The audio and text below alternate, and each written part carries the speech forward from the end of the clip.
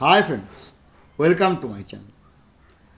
দুর্জন প্রিয়বাদিচ নৈত্যদ বিশ্বাস কারণ মধু তিষ্ঠতি জিহাগ্রে হৃদয় তু হলাহল। ইলেকশন কমিশনার ভালো করেই জানে যে ভোটটা হতে যাচ্ছে পশ্চিমবঙ্গে, অর্থাৎ সারা ভারতের সমস্ত রাজ্যের ভোট একদিকে, পশ্চিমবঙ্গের ভোট আর একদিকে। পশ্চিমবঙ্গের ভোট মানে রাশিয়া এবং ইউক্রেন যুদ্ধের চেয়ে কোনো অংশে কম নয়, সেরকম একটা ব্যাপার। তাই ইলেকশন কমিশনার একবারে আট ঘাট বেঁধে এবারে ইলেকশন অ্যাসেম্বলি যে আমাদের ভোট আছে, বিধানসভা ভোট আছে, তাতে কিন্তু কোমর বেঁধে নামার জন্য একবারে আইনি প্রক্রিয়া মেনে নামার জন্য প্রস্তুত হচ্ছে।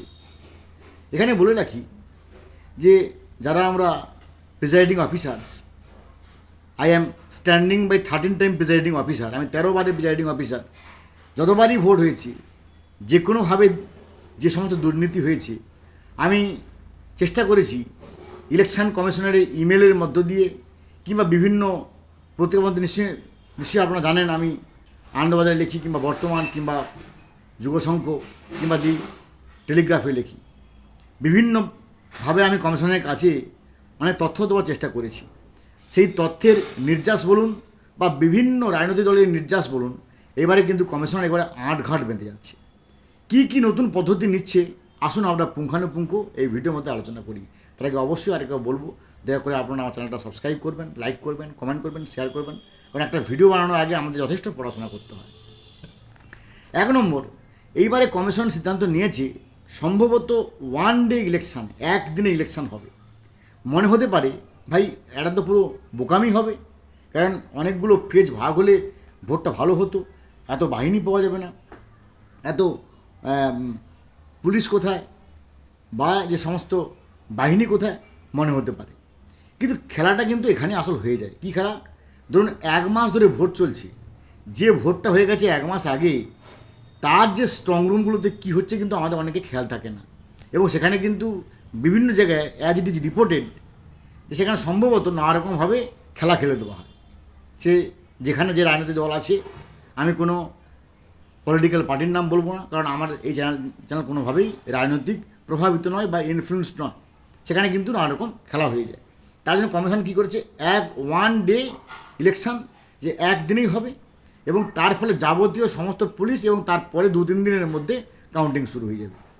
2 নম্বর হচ্ছে বাহিনী ভেতরে ও বাহিরে, যেটা নিয়ে বারবার আমরা এটা নিয়ে অভিযোগ করেছি, কমিশনারের ওয়েবসাইটে করেছি, কমিশনারের ইমেলে করেছি, এবং বিভিন্ন পত্রপত্রিকায় আমরা লিখেছি, যেখানে পেরেছি আমরা কলম ধরেছি এটা নিয়ে। কী ব্যাপারটা হয় না, সংবিধানের নিয়ম আছে যে সিআরপিএফ হোক, সিআইএসএফ হোক, যত বড় কেন্দ্রীয় বাহিনী হোক না কেন, তাকে রাজ্যে এসে রাজ্যের যে পুলিশ তার আন্ডারে কাজ করতে হবে। আর আমাদের রাজ্য কী করে, অত্যন্ত সূক্ষ্মভাবে সমস্ত বাহিনীকে তার সেক্টর অফিসে বসিয়ে রাখে, যেখানে যেখানে হয় সেক্টর অফিস, এই সমস্ত সেক্টর অফিসে বসিয়ে রাখে। তাই সিআরপিএফ এলো, কিন্তু প্রত্যেকটা সিআরপিএফ বসে আছে সেক্টর অফিসে, তারা কিন্তু বুথ পর্যন্ত যাচ্ছে না। বুথে গণ্ডগোল হচ্ছে, অশান্তি হচ্ছে।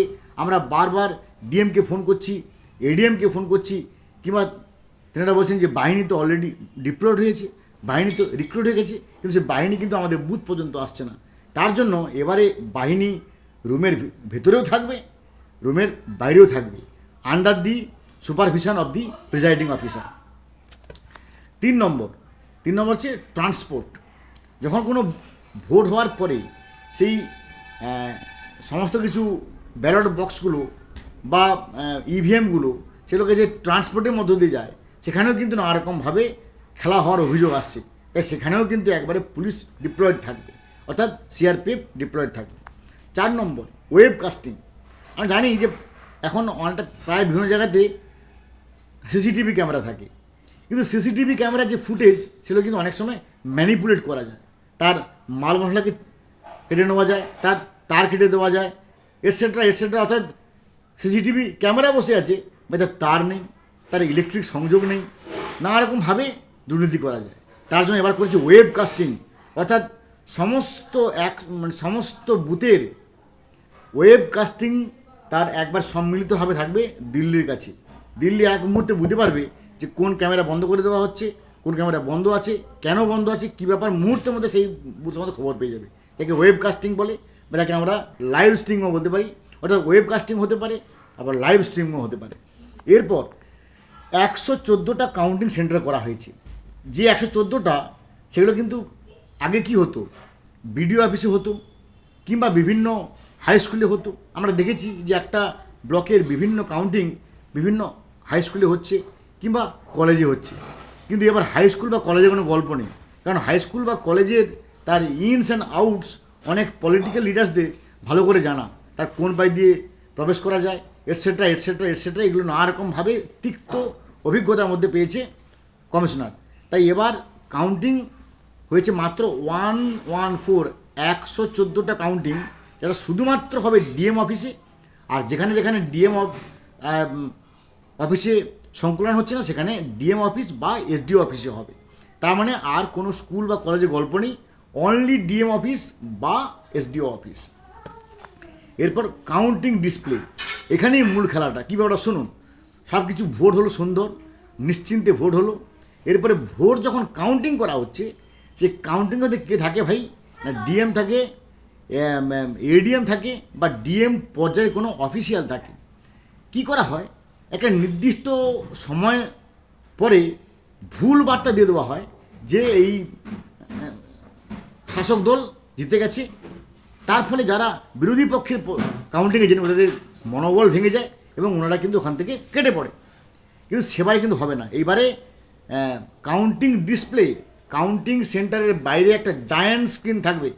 সেই জায়ান্ট স্ক্রিনে টোটালি কি হচ্ছে কাউন্টিংয়ের ভেতরে সাধারণ মানুষ বাইরে থেকে দেখতে পাবে। ফলে ভাই আর কাজ কোনো গল্প নেই, ওই সেফটি পিন নিয়ে গিয়ে খোঁজাবো, ওই সুচ নিয়ে গিয়ে খোঁজাবো, সে যুগ আর নেই।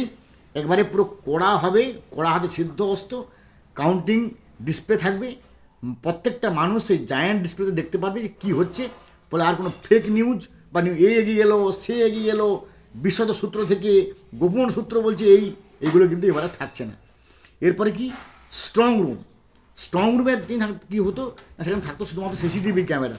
ওই যে বললাম সিসিটিভি ক্যামেরা হচ্ছে সরষের মধ্যে ভূত, তার কেটে দেওয়া হতো ভাই, তার ফুটেজকে কেটে ম্যানিপুলেট করা হতো।